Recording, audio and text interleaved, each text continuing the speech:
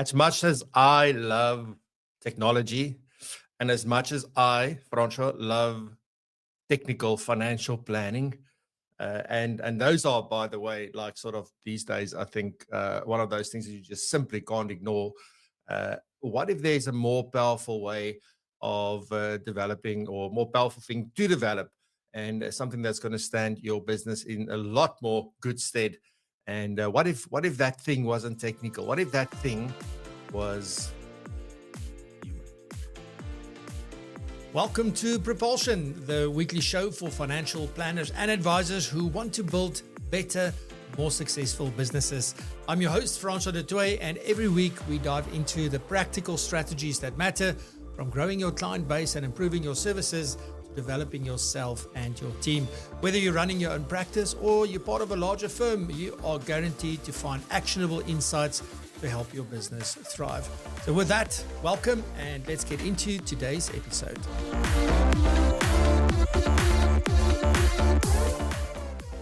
So this morning, I am excited to welcome someone who truly embodies what it means to blend heart and skill in financial planning. As I mentioned earlier, he is the 2024 FBI Financial Planner of the Year. He's also a director of the Firecrest Group and a passionate advocate for meaningful client relationships and for community, for that matter.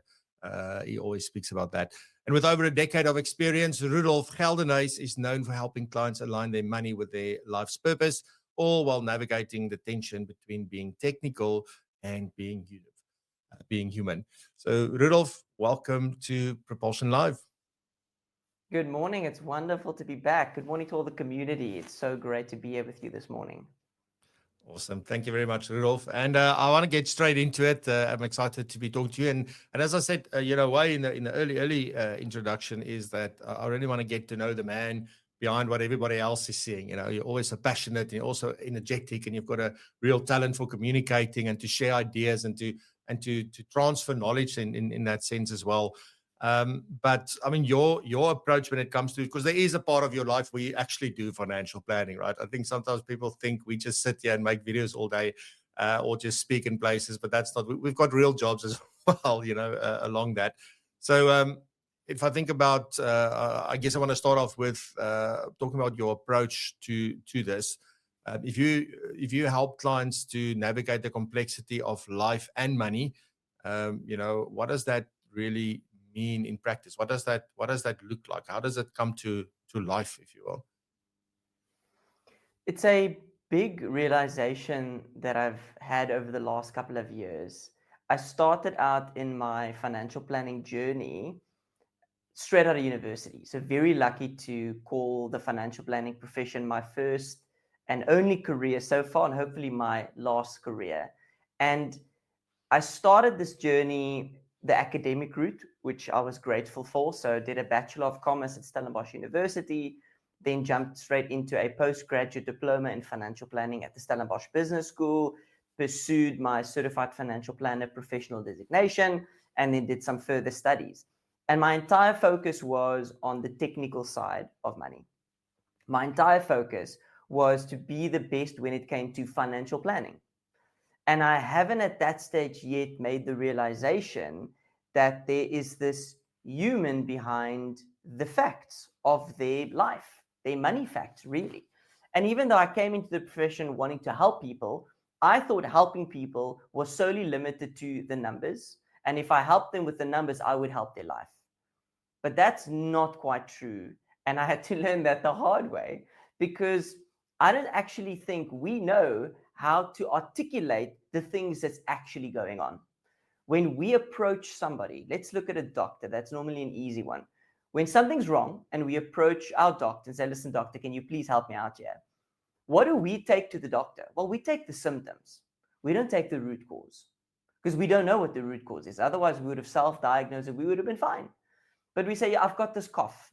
And then the doctor would say, well, let's have a look at your life and tell me about your story. And they would uncover the reality that the cough is just a byproduct of something else that's wrong, and we need to fix that to make a meaningful change. And I think once I made that connection with financial planning, that the numbers that we often see on a client spreadsheet or a asset map, or we see just information about a client. So they complete our little onboarding capturing form and they list their incomes and expenses, their assets and liabilities, and maybe even the kind of things that they've accumulated along the way, and some of the people that's in their life, and maybe somebody that's mentioned on some old beneficiary nomination form from their corporate funds. Then we want to go into solve mode and we want to solve their financial problems. But what about their life? Because your money is the driver behind a meaningful life. It's what allows you to live that life. It's not the be all and the end all.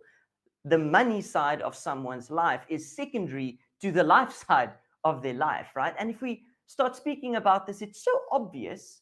But I think once we get into the financial planner mode, right? We sit in that seat in front of the client. Immediately, we take off our humanity and we just put on our financial planning hat and we just like try and solve their financial problems. And again, please don't hear what I'm not saying. We need to solve it, but it needs to be in context of what is this client trying to achieve. So we need to follow that symptom, that list of symptoms, and actually get to the root cause, because then I believe we will make a transformational impact on their lives, and maybe not just a transactional impact of you were slightly tax inefficient, now you are slightly more tax efficient. And again, we should be doing those things, but it should always be led with, well, why are we doing it? And how is this going to help the client feel more comfortable about their financial planning? How is this going to help a client actually be more prepared, more proactive, more empowered, more at ease about where they're at and where they're going to? And hopefully I can share some of the examples as we go out through this conversation. Yeah, brilliant. Rudolph, so I want to play a little bit devil's advocate for both the audience and for you possibly. And I want to say the following, right? So I'm here watching you, listening to this conversation. I go like, Rudolph, you're a young guy. This sounds like something the younger people do. People, even though like you've been around now for 10 years, right? It's been a whole decade already. So, I mean, you are talking from a place of you've seen what works. This isn't theoretical. But I'm sitting here, I've been around for 20, 25, 30 years, and I'm looking at this and I'm going like, you know what? I know my clients. My clients have never complained about what I do. My clients is happy with what we offer. Why should I change the way that I work? Assuming that I'm not focusing on this as you've just explained. I'm more focusing on the product and the technical financial planning parts. That's what I am, a CFP after all, So, so just maybe your take on that, sort of forwarding yourself a little bit into somebody that's more my age probably, and saying, well, I've always done it this way. We've never had any issues. People are happy. I know, and particularly this thing about I have a good relationship with my clients, and I know my clients. What are we missing in that probably? I don't think, from my vantage point, that it's a case of you have to change. I want to implore you to change, because I believe you can be even more meaningful in the lives of your clients. Because truth be told, your clients should be happy. If you're a certified financial planner professional and you're doing a good job in the client's best interest, they should be happy. They shouldn't be complaining. And you should know them, because if you know their products, you know their life. If you've done a life insurance policy with someone, you know the kind of things that's going on in the background from a health perspective. If you've drafted somebody's last will and testament, you know for a fact that they've got some people that they want to leave benefits to. If you look after their medical aid, you've obviously helped them through the serious diagnosis of a family member in the nuclear family. You've been involved in the birth of a child. You've seen kids leave the medical aid because they get their own job. So you are part of their life, and that's incredible. And I'm not saying do more for the sake of doing more. I'm saying we are positioned to be a sounding board when clients don't have money problems, but when they've got some life challenges. And we can be very instrumental in their life. We can actually do a lot more than what people think we can do if we want to, and we don't have to. But I'm saying we're so closely positioned in the life of a client that we're probably part of a handful of people that your client would tell everything to. Between someone's spouse and us, we probably know more about them than anyone else would. And what I think we miss out on if we just focus on the numbers is how somebody can live a more meaningful life. Because having a bigger bank balance doesn't always mean that you are happy. Having a better defined solution of products doesn't necessarily mean that you're happy if we fail to help the client connect how their products enable them to live their life. I mean, here's maybe a reflection on that. I had a conversation with a client a few weeks ago, and in the conversation, they reflected on our journey together over the last couple of engagements. And the reflection to me was this: thank you so much for actually convincing me and showing me that I have got a little bit more money than I thought I had, and that it's actually okay for me to spend it on myself. That at this stage of my life, I should be traveling more, and that I don't have to feel guilty about spending my money. I appreciate that, because now I've been able to visit my kids overseas and I've been able to see my grandkids more. And again, that simply stemmed from a conversation of, let's look at your cash flow planning and then actually ask some questions around, okay, you clearly have got enough money to meet all your financial obligations. My question is, why aren't you using more of your money? You're currently drawing, let's call it 800,000 Rand a year in income. You've got enough money to draw R1,000,000, for example.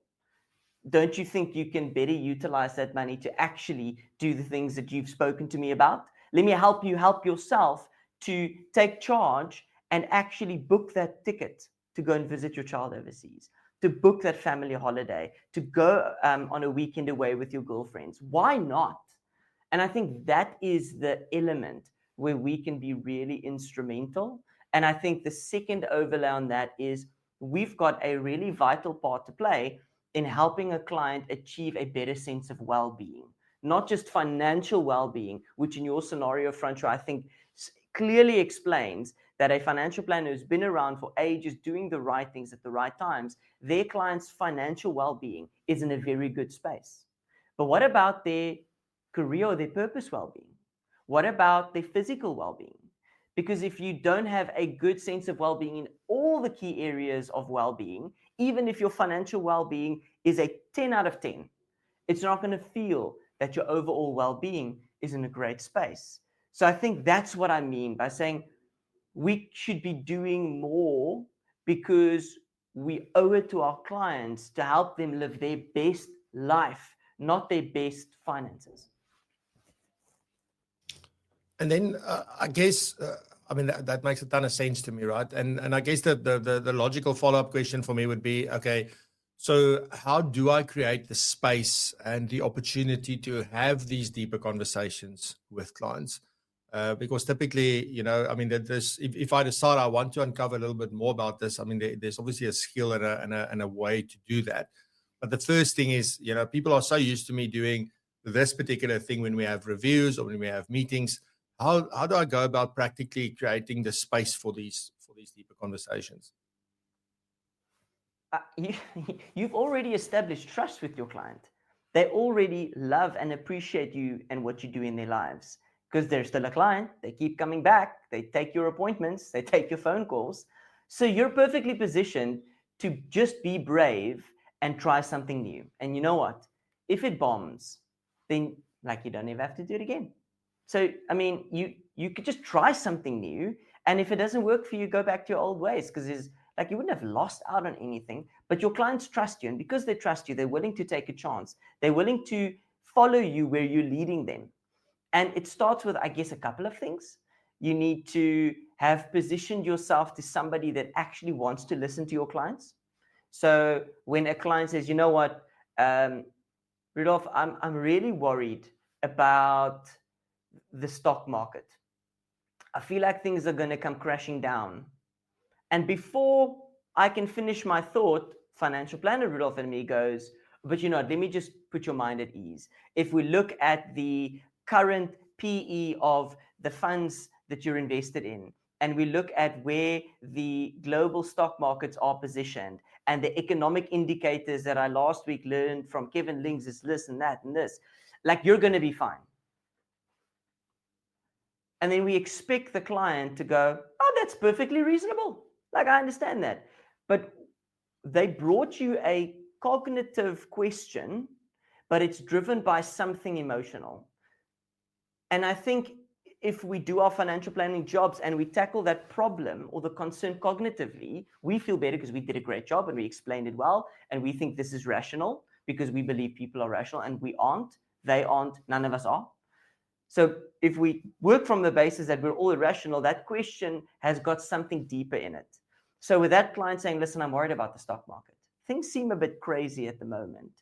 Instead of being offended that maybe this is an indictment on the advice I gave, don't make those assumptions. Follow the thread. Say, okay, Rudolph, why don't you tell me more? And start with one question. I'm not saying change your entire approach to financial planning. I'm saying ask one more question. Would you tell me a little bit more about why you feel this way? Why do you say this? What's happened since our last conversation that's made you feel this way? What did you read? What did you see? What conversation were you in? And let them explain. And then once they've explained why they're feeling this way, we can potentially get to the root cause and tackle something that's actually meaningful. Because my concern in the scenario about the stock markets being a little bit all over the place, or my fear that the stock markets might just fall apart, that we actually then follow the thread where they might go, because if it falls apart, I won't be able to retire comfortably. If it falls apart, how am I going to put my kids through university? If it falls apart, what if I run out of money?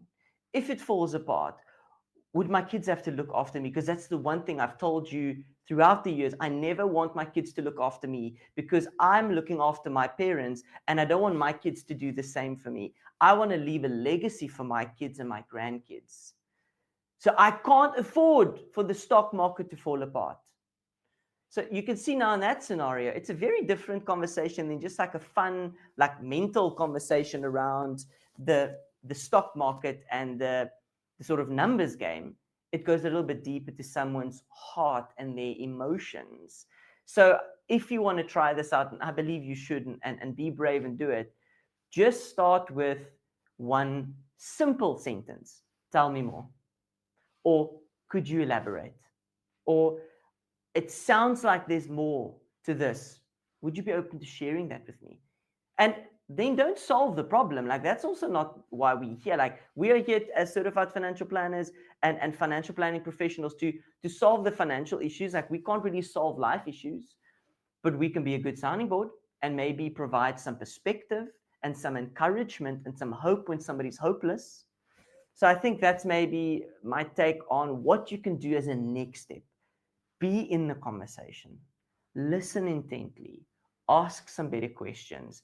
Don't pontificate. I love that word. Like, don't get onto the soapbox for 15 minutes after you gave your clients 30 seconds to say, I'm a little bit concerned about where the world's at. So that's not the place where you pontificate. I heard somebody recently say, if you want to pontificate, write a blog.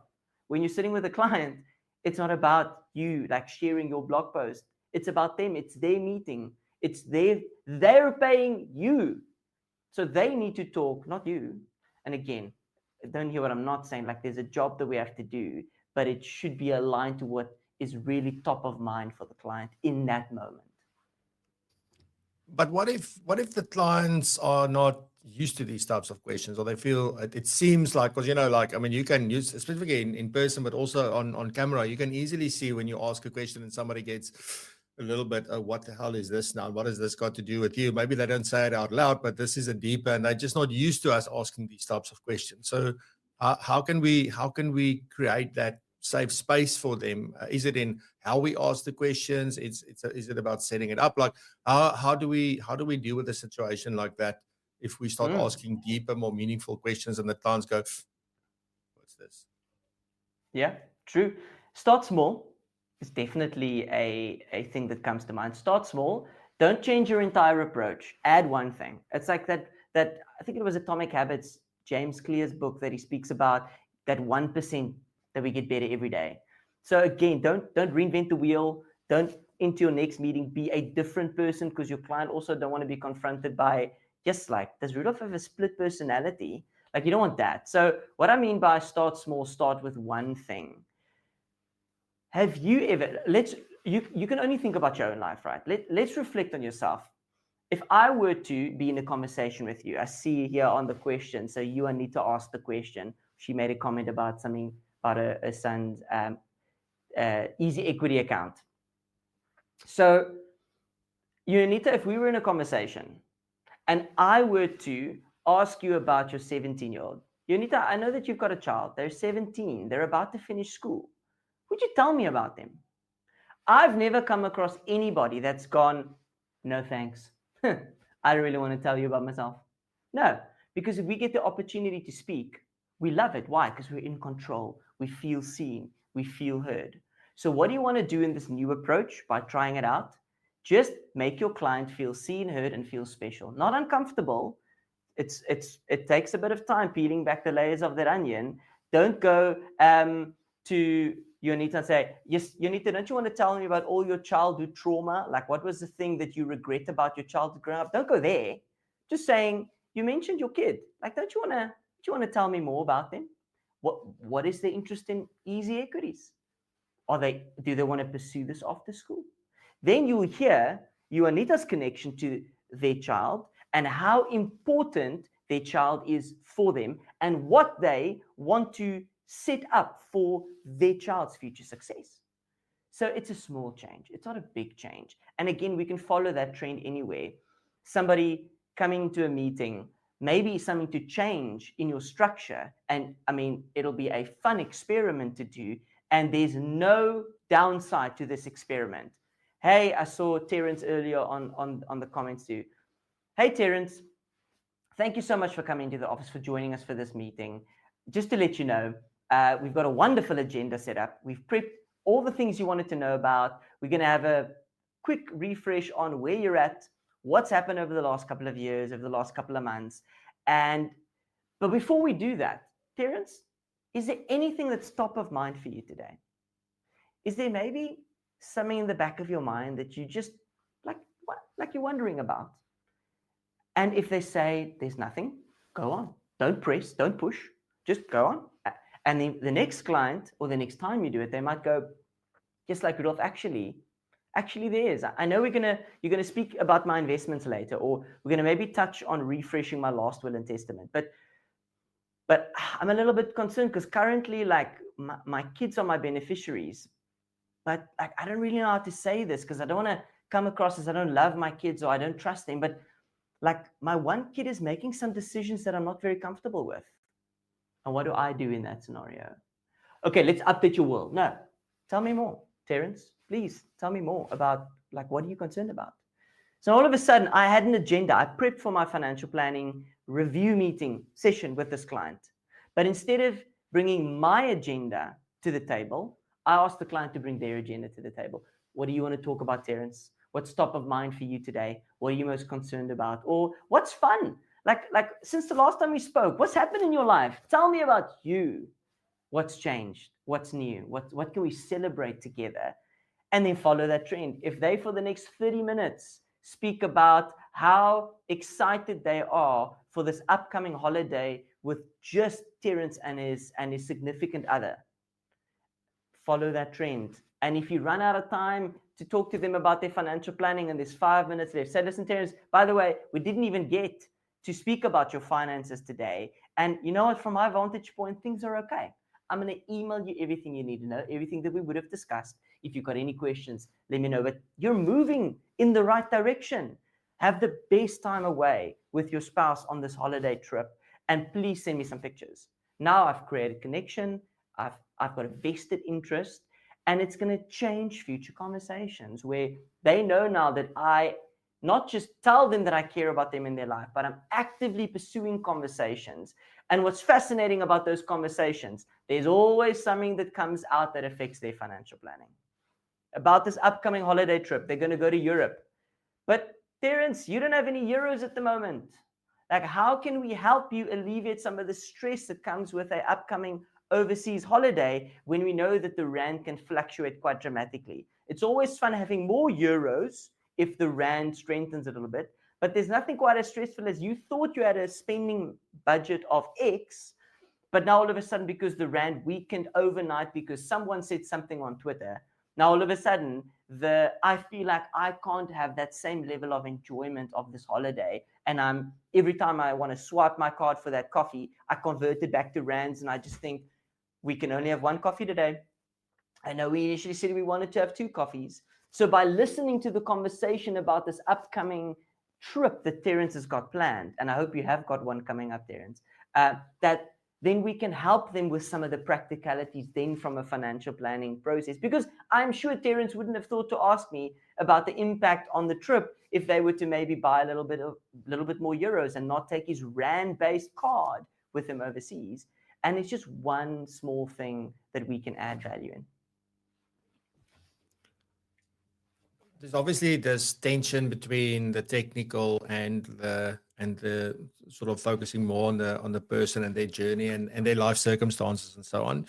And you often find that it's always seen this sort of through the journeys that initially when you're new, you obviously focus. We spoke a lot about product, and then you sort of go on the journey to develop your skills, and then you get to CFP and you understand there's a whole world, and suddenly we talk all these technical financial planning terms and numbers and returns and those kinds of things. And then it's sort of the more you start doing these human focused conversations, the more you find like, oh, this really gets the client's eyes, all sparkly and shiny and all of that, depending on what the conversation is about. But they get a lot more excited about that than the growth I showed them on their portfolio. And then we start talking less and less about that, and we only talk about this. So now we even get a paraplanner to come and do the technical financial planning for us, and all I do is just talk to the client about life things, let's call it. So it's always, it feels to me like there's always this game of extremes. So we only do one thing, and then as we do the next thing, we neglect the previous thing, and we don't really think about how do we keep this conversation sort of balanced probably. I mean, is this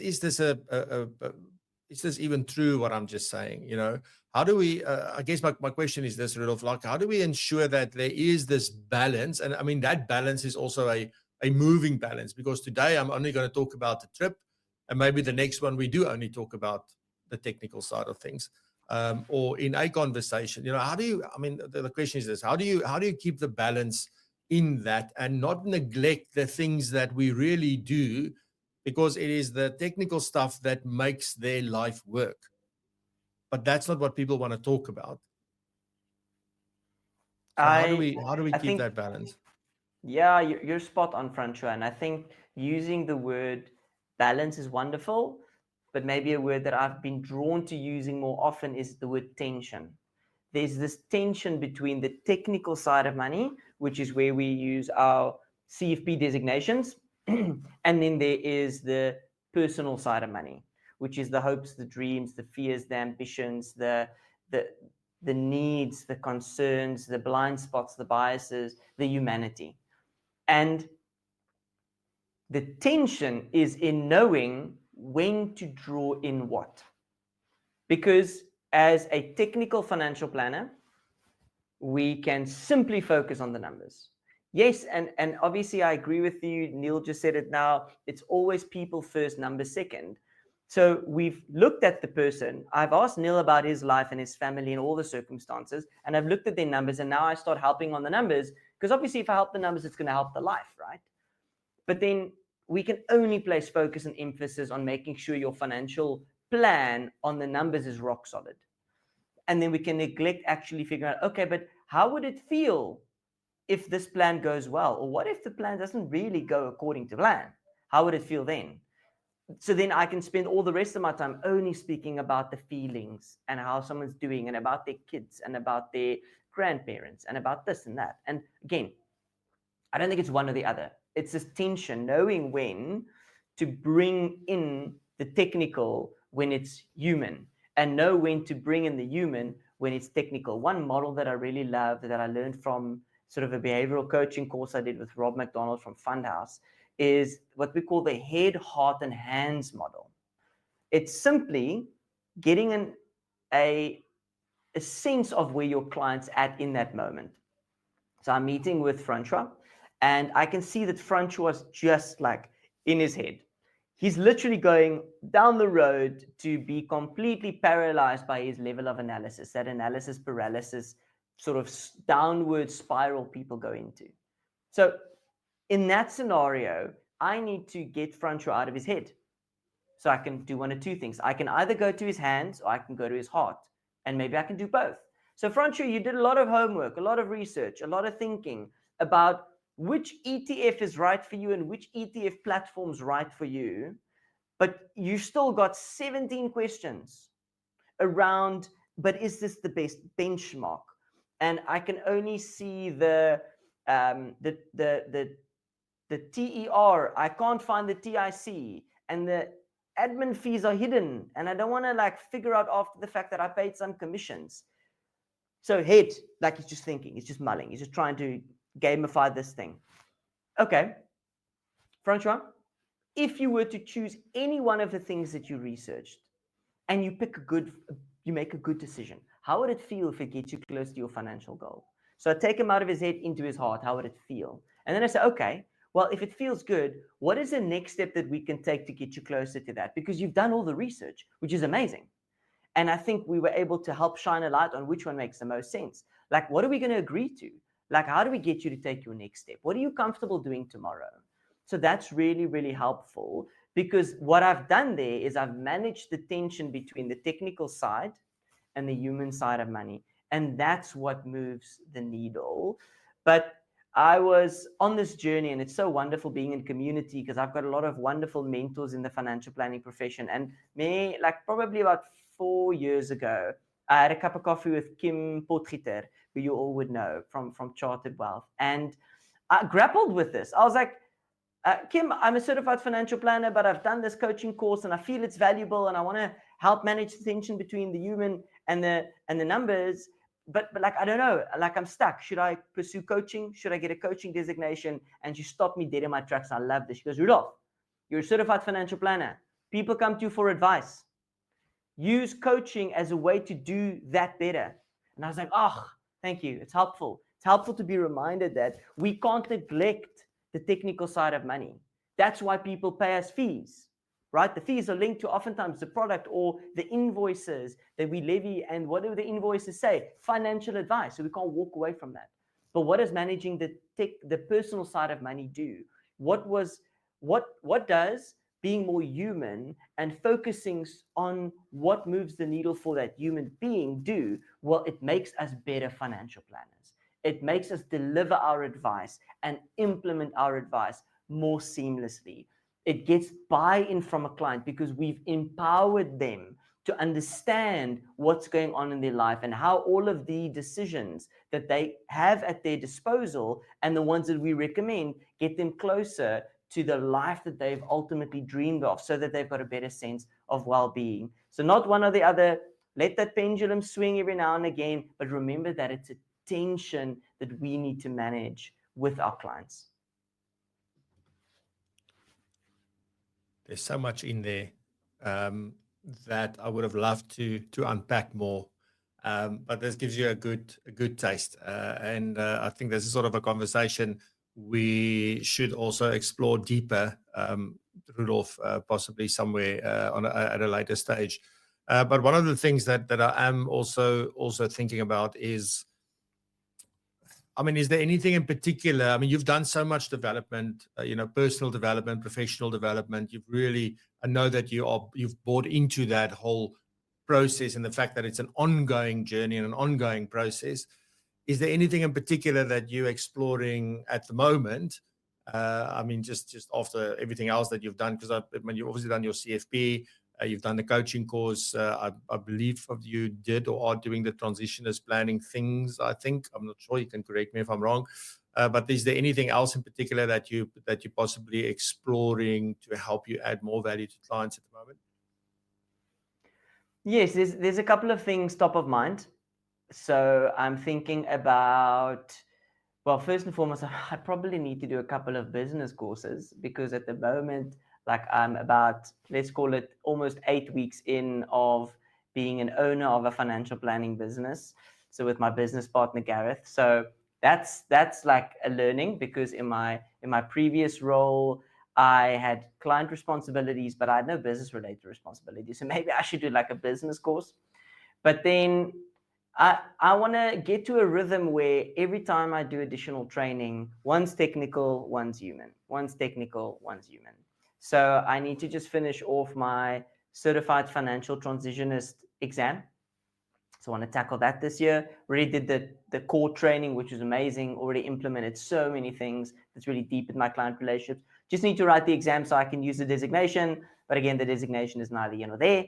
If you've done the training, it's wonderful. So the next thing that I'm thinking about is maybe doing something in taxation. Maybe doing, I think in the old days, they called it HTIP tax. I don't know what it's called now, but that's always helpful. Maybe becoming a registered tax practitioner, not in order to do people's taxes, but to know more of the back end of SARS and just maybe get some better understanding on that. That could be helpful. It's mulling that over. I'm pulled to the idea of doing a master's in financial planning. So I need to find a higher institution of learning to do that. So exploring a couple of options there. But again, I need to manage the tension in my household, because I've got an 8 and a 4-year-old. And I think my wife will stab me if I disappear into the academic books too aggressively. So again, as much as we need to manage the tension in the lives of our clients, we also need to manage our own tension and our own well-being. So again, if there's a lot going on in my life at this stage, maybe taking on another course now with juggling a family with young kids and a business, it's maybe not the wisest thing, because you can burn out. And if you burn out, you're pretty useless to your clients, to be honest, because then you rush. You show up in the worst version of yourself, and clients deserve the best version of you. And more importantly, your family deserves that best version of you. So I'm mulling a couple of things, Francois. But I'm not a learner by heart. Like, I'm not, if anybody's done their Strengths Finder assessment, like you have your top 34 strengths, my learner is definitely not in my top 10. So when I'm committed, I'll do it well, but I think it's not a natural thing. But yeah, I've got my eye on a couple of things this year, next year. Nice. And then if there's one thing that you want people to know about, or for more planners rather, to understand about this profession, what would that be? So if you're new to the financial planning profession, or you've been around the block a few times, in both scenarios, I think the one thing we need to stop and think about clearly and realize and remind ourselves and renew and refresh, it's this: your clients need you. Your clients need you desperately. They don't need you just for the numbers, although it's an important responsibility. They need you because life is wild, and it's always been wild, but I think it feels like it's getting more, and there's so much to navigate, and we can be a catalyst to move somebody from confusion to clarity, to move them from hopelessness to hope, from overwhelm to order, from I've got no clue how I'm going to get through the day to, you know what, I know my next step. Moving them from I absolutely hate talking about the numbers to see I can see how we're progressing towards the thing that I've always wanted out of life. You are so instrumental, so needed, and do not undervalue yourself by simply thinking that what you bring to the table is good financial advice. You are so much more than that. And I think if we move in that direction, our companies, our jobs, our businesses that we are building, They move from the red ocean, where it's just a competition for more, to a blue ocean where there's no competition. People come for you. I've seen you, Anita, again in some of the comments now. Like, nobody can do financial planning like you, Anita, can do it. And nobody should try and emulate. No point. There's a grouping of clients that nobody can look after the way that you, Anita, can. And if for any moment in time she believes that the value that she brings is just like 10%, like that grouping of clients, like, they're going to miss out on so much. But if she brings her 100%, everything, who she is and what she knows and what she can do, those clients will be unrecognizable 10, 20 years from now in what they've achieved with their lives and their money. So show up well, and be what the clients need you to be, because then I think the work that we can do with them will be transformational, and we would just simply love our jobs even more. Amazing stuff. Rudolph, thank you very much for joining us today for this conversation. Really enjoyed it. And there's so many things I still want to unpack and talk about, and we will make some time to do that. But thank you so much for sharing so openly, and for well done on your journey. I think it's something that you can look back on and be proud of. Even though I'm sure there's always this thing about like, maybe I should have done that 5 years ago. I should have done that 10 years ago. I mean, there's always little moments like that, right? But be that as it may, keep on doing the fantastic job. All the best to you and Gareth with Firecrest, and we wish you all the best with that. If you want to connect with Rudolph, obviously LinkedIn is the place. Rudolph is also a proud PROpulsion member. So if you, for those that are members on the platform, you can also obviously reach out to Rudolph and have some conversations with him there. Rudolph will manage his time. Just understand that. He also has a real job, but you're more than welcome to connect with Rudolph on that basis. So Rudolph, thank you so much for your time, and we wish you a wonderful weekend. Thanks, everybody. It was wonderful to be here, and see you guys on the community. Fantastic. Thank you very much, Rudolph. Thank you for all the comments. There's been so much, and people sharing their thoughts and sort of also sharing what they've experienced from their side. So to all of you, thank you so much. Thank you for being here. Thank you for watching us live. If you're watching the recording, you got all the way there, freaking even more fantastic, because it's harder watching the recordings than being here live sometimes. But next week, I'm looking forward to be back next week. And I'm going to talk next week about overcoming financial advisor resentment. You know, those clients that you deal with and they just hate, it feels like they hate, hate's a very strong word, but it feels like they hate all these financial planners and financial advisors that's come before you. And they just like, how do you overcome that? Because now you're the guy or the woman who's going to do this well for them. And it's not going to be the same as before. But how do we overcome that bit of resentment? So I'm going to talk about that next week. Anyway, on that note, have a fantastic weekend. Stay safe, be blessed, and prosper. And please stay curious and continue to raise the bar. Love you lots. And once again, thanks for being here. Bye-bye. Thanks for joining us on PROpulsion. If you found value in today's episode, then there's plenty more where this came from. You can find all our previous episodes right here on the podcast, as well as on our YouTube channel. And talking about the YouTube channel, we go live every single Friday at 8 a.m. until 9 a.m. and we host many different guests, and we also talk about very interesting topics. And on the live show, there's also some incredible segments hosted by some of the most well-known and influential financial planning professionals. So you are most welcome to join us every single Friday. Put it in your diary and we will see you there. And on that note, also please do check out propulsion.co.za/community for all of the goodness, and learn more about how you can become part of our amazing community and how that would benefit you, your business, and your career. So on that note, stay curious and keep raising the bar.